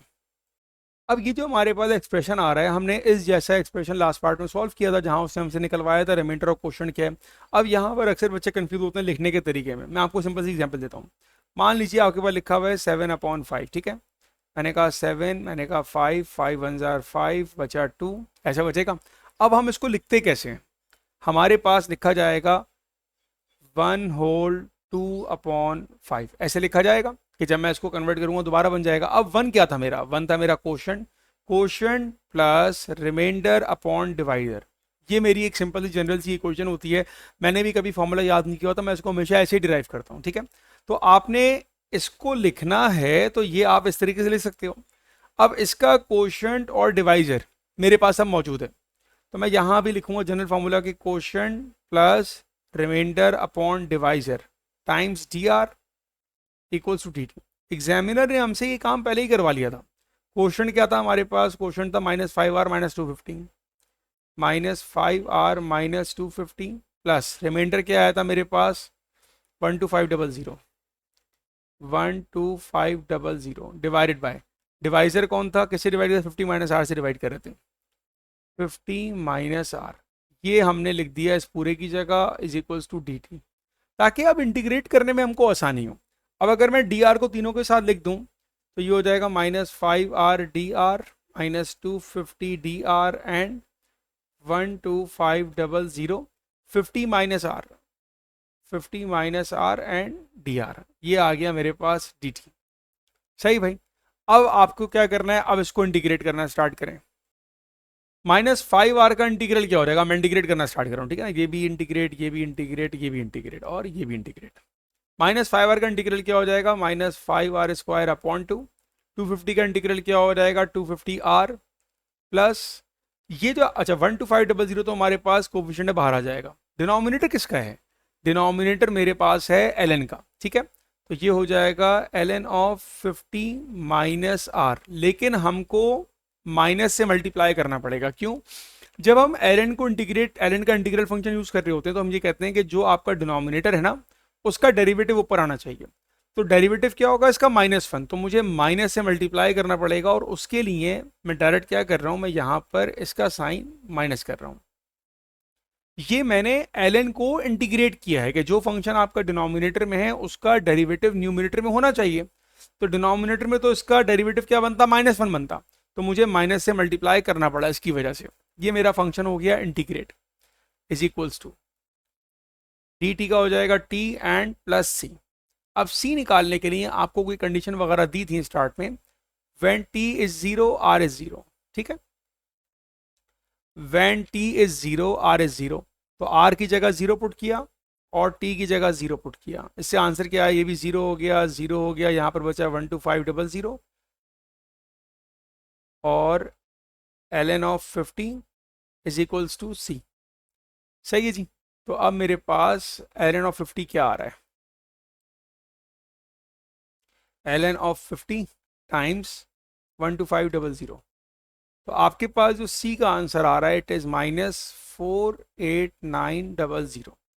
तो मेरे पास जो इंटीग्रल की इक्वेशन होगी उसके पास क्या आंसर आएगा, -5r² upon 2 -250r -12500 ln of 50 minus r is equals to t, और c की जगह आ जाएगा -48900। ये मेरा आंसर आ जाएगा किसका, इंटीग्रल का भाई। अब फाइनल अरेंजमेंट है, हम t को बना लेते हैं सब्जेक्ट, तो -5r² upon 2 -250r -12500 ln of 50 minus r plus 48900 is equals to t। ये बन गया आपका answer. Next part, find the value of t when the radius of the balloon is 12। Okay, अब आपने सिंपल यहाँ पर क्या करना है भाई, वैल्यू प्लेस करनी है, तो मैं इसको पूरे को कॉपी कर लेता हूँ नीचे। अब जहां पर भी मेरे पास रेडियस है वहां पर मैं यूज करूंगा 12, ठीक है, तो काम करते हैं कैलकुलेटर में, 12 का square into 5 and divided by 2, ये आ गया माइनस का 360 माइनस 250 टाइम्स 12, ये आ गया 3000 माइनस 50 माइनस 12, 50 माइनस 12 और उसका निकालेंगे हम ln, और इसको मल्टीप्लाई करेंगे 12500 से, ये आ रहा है माइनस का 45469.83 plus 48900 is equals to t, तो 45469, जो तीनों माइनस का उनको ऐड करते हैं, -360 एंड माइनस प्लस 3000, तीनों ऐड हो गए, 48900 में से आंसर माइनस कर देते हैं, दैट इज 70.17 या 70.2, तो t की वैल्यू आ रही है 70.2, ये आपका आंसर हो गया, ठीक है जी। ओके जी, लास्ट क्वेश्चन है I guess, f of x आपको दिया हुआ है e power 2x divided by e power 2x minus 3ex plus 2, find f prime of x and hence find the exact coordinate of the turning point stationary point of the curve with the equation y equals to f of x। ओके, यहाँ पर जब बात कर रहा है exact coordinate, इसका मतलब है कि हमने अपना आंसर जो भी ई की फॉर्म में छोड़ना है, ln में छोड़ना है, रूट में छोड़ना है, डेसिमल में आंसर नहीं छोड़ना। और जब आप डेरिवेट करना स्टार्ट करेंगे तो यहाँ पे लगेगा क्वेश्चन रूल, हम ले लेते हैं भाई u हमारे पास न्यूमरेटर होता है that is 2e power 2x, और जब आप इसको डेरिवेट करोगे तो क्या आएगा 4e की पावर 2x, ठीक है। इसी तरह उठा लेते हैं आप v को, v क्या है, v is e power 2x minus 3e power x plus 2 and v derivative क्या हो जाएगा 2e power 2x minus 3e power x, 2 तो हमारे पास कांस्टेंट है तो उसका डेरिवेटिव 0 आ जाएगा। आई थिंक ये आ नहीं रहा, 1 मिनट। ऑलराइट जी, आ गया। ठीक है ना, v को हमने डेरिवेट कर लिया, u को हमने डेरिवेट कर लिया, अब हम अप्लाई करेंगे working formula. Formula says v derivative of u minus u derivative of v divided by v square. ये हमारे पास वर्किंग फार्मूला है इसका क्वोशंट रूल का। v क्या है, v is 2 sorry not 2 e power 2x minus 3 e power x plus 2। Derivative of u क्या है हमारे पास, 4 e की पावर 2x माइनस u क्या है 2 e की power 2x। Derivative of v क्या है 2 e power 2x minus 3 e power x divided by v square. और v क्या है हमारे पास, v is e power 2x minus 3 e power x plus 2 इसका होल स्क्वायर। ये हमारे पास आ रहा है dy ओवर dx। हमने फॉर्मूला प्लेस कर दिया, ठीक है। Find the exact coordinate of the stationary point, मतलब dy बाई dx तो जीरो हो जाएगा, इसको हमने कर दिया 0 इज इक्वल्स टू। अब यहाँ पर सिंप्लीफाई करना बड़ा इंपॉर्टेंट है भाई, कैसे सिंप्लीफाई करें। सबसे पहली बात, डिनोमिनेटर यहाँ पर आके 0 हो जाएगा, मल्टीप्लाई हो गए, ख़त्म हो गया, डिनोमिनेटर का काम हो गया ख़त्म। अब हम ब्रैकेट्स को मल्टीप्लाई करना स्टार्ट करते हैं।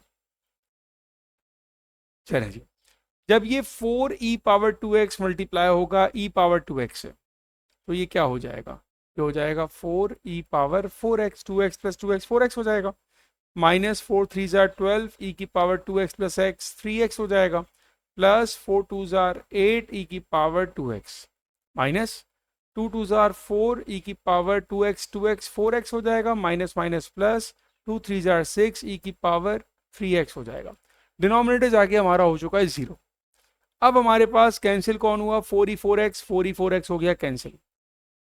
क्या क्या बचता है, 8e2x माइनस 12। अच्छा जी, अब ये माइनस का 12e पावर 3x और प्लस का 6e पावर 3x, ये दोनों सिंप्लीफाई हो जाएंगे, तो माइनस 12 प्लस 6 ये बनेगा हमारे पास माइनस 6e की पावर 3x, और क्या बचा 8e की पावर 2x। अब आपने यहाँ पर क्या लिया, कॉमन ले लिया, किसको कॉमन लिया, माइनस 2e की पावर 2x कॉमन ले लिया, अंदर क्या बचेगा मेरे पास 3e की पावर x माइनस 4, ये मेरे पास बच जाएगा इक्वल टू 0। 2 जाके डिवाइड होके 0 हो जाएगा। अब हमने e को इक्वेट किया, e power 2x equal to 0 हुआ और 3e power x minus 4 equal to 0 हुआ। अगर हम यहाँ पर ln अप्लाई करेंगे दोनों साइड पर, तो ये हो जाएगा अनडिफाइंड, क्योंकि ln ऑफ 0 अनडिफाइंड हो गया। यहाँ पे बनाते हैं e को सब्जेक्ट, तो e power x equals to 4/3 हो जाएगा, ln अप्लाई किया जाएगा दोनों साइड पर, ln e x equals to ln of 4/3। तो x का आंसर क्या आ जाएगा, x is equals to ln of 4/3। ये मेरे पास x का आंसर आया। अब अगर आपके पास x का आंसर आ गया, y निकालना पड़ेगा। y निकालने के लिए क्या करेंगे, आपको y की इक्वेशन दी हुई है, इस इक्वेशन में जहां पर भी x होगा वहां पर मैं उसकी वैल्यू को प्लेस करूंगा। तो y क्या है, 2e power 2x, y is equals to 2e power 2x divided by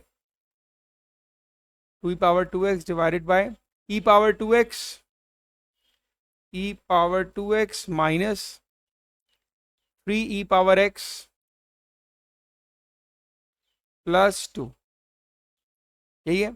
अब जहां पर भी x है वहां पर मैं ln ऑफ 4/3 यूज करूंगा, तो 2e की पावर 2x की जगह ln of 4/3 divided by e की पावर 2x की जगह ln of 4/3 minus 3e x की जगह ln ऑफ 4/3 प्लस 2। अब इसको जितना सिंप्लीफाई आप कर सकते हैं यूजिंग योर कैलकुलेटर, उतना आप सिंप्लीफाई करेंगे इसको, ठीक है। ले आते हैं भाई कैलकुलेटर में लिखना स्टार्ट करते हैं इसको, न्यूमरेटर को देखते हैं।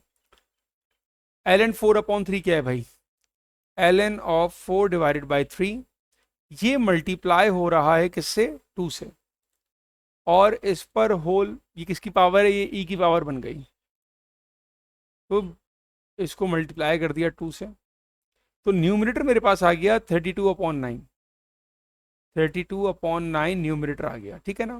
डिनोमिनेटर को देखें, ये आपने भी ऐसे सॉल्व करें, आसान रहेगा।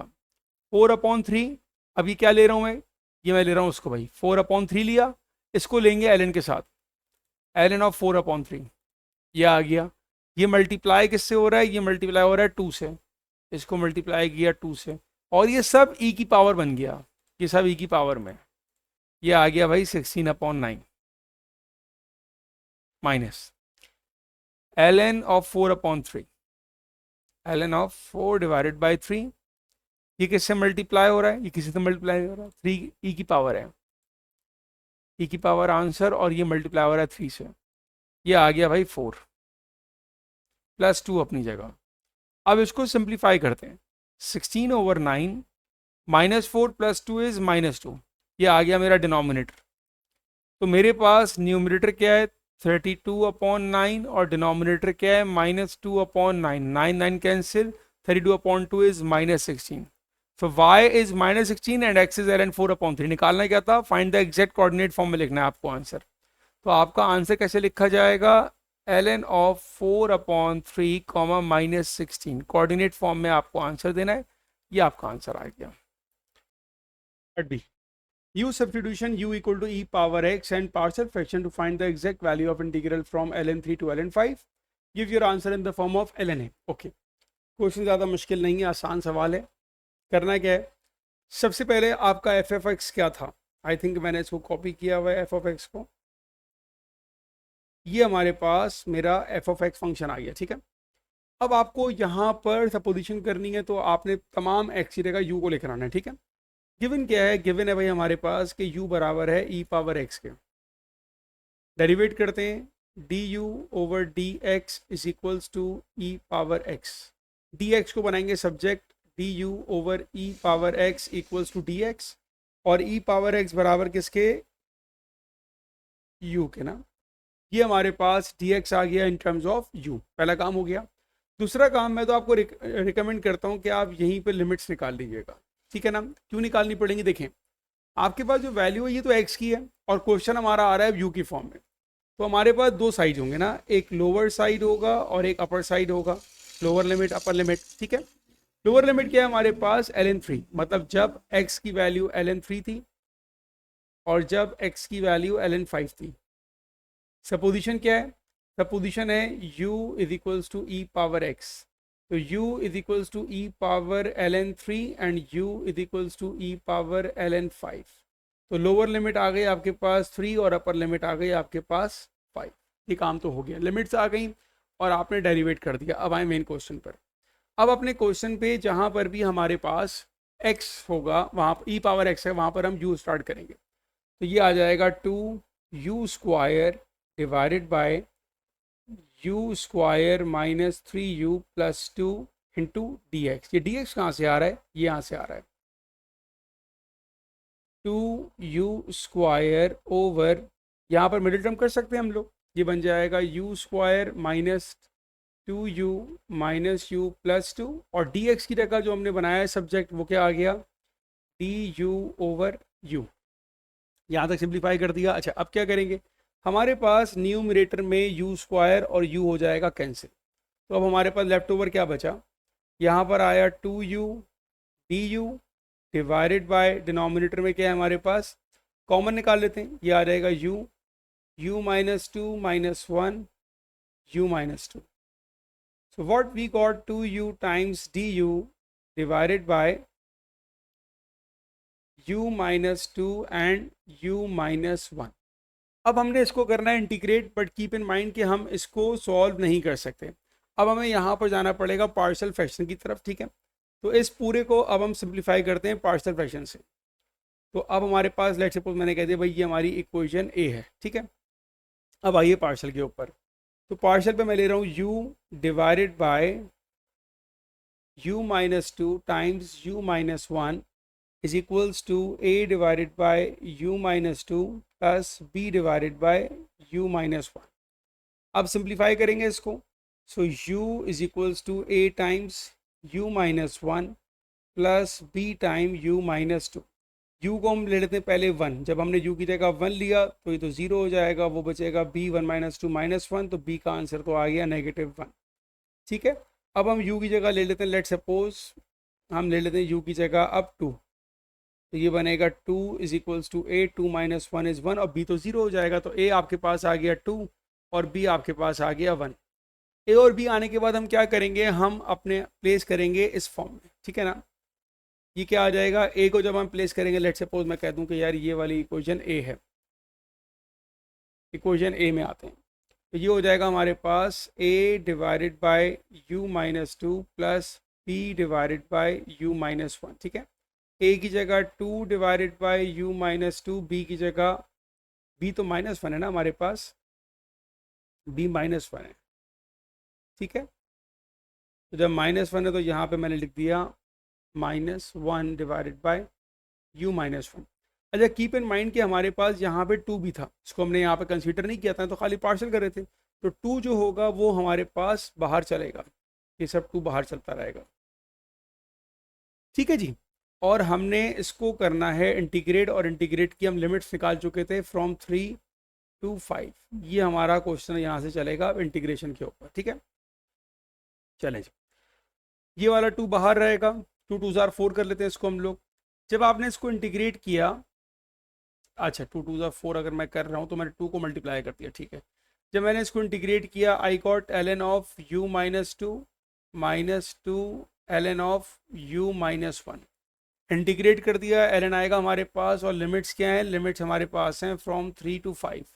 अब लिमिट्स को प्लेस करना स्टार्ट करते हैं, तो 4 ln 5 minus two is 3 minus 2 ln 5 minus 1 is 4। Upper limit place हो गई हमारे पास, minus lower limit 4 ln of 3 minus 2 1 minus 2 ln of 2, 3 minus 1 2 हो जाएगा। कैलकुलेटर आ रहा होगा मेरा ख्याल है, इसको मैं थोड़ा साइड पे कर लेता हूँ। वेयर इज कैलकुलेटर, ये रहा। ठीक है, अब सिंप्लीफाई करते हैं इसको, ये आ गया 4 ln 3 क्या बन जाएगा, ln 3 power 4 is 81 minus ln 4 square is 16 minus 4 ln 1 तो हो जाएगा 0, और माइनस माइनस प्लस ln 2 और ln 2 की पावर 2, ये आ जाएगा ln 4। सही है, अब हमारे पास क्या बचा, हमारे पास बचा मल्टीप्लाई वाला हो जाएगा, प्लस वाला हो जाएगा मल्टीप्लाई, और माइनस वाला हो जाएगा divide. 4 1 jar 4 4 jar, so the answer is ln of 81 divided by 4। ये आया आपका फाइनल आंसर। ठीक है जी, और यहाँ पर हुआ ये आपका पेपर ख़त्म। सो अच्छा पेपर था, कुछ सवाल अच्छे ट्रिकी से थे इसके। उम्मीद है आपको समझ में आ गया होगा। कोई चीज़ समझ ना आए हो, कोई पार्ट क्लियर ना हो तो मुझे ज़रूर बताइएगा, आई विल ट्राई कि मैं आपको एक्सप्लेन कर सकूँ। सेकेंडली जो इसका PDF होगा वो लिंक में आपको मिल जाएगा। थैंक यू, अल्लाह हाफिज़।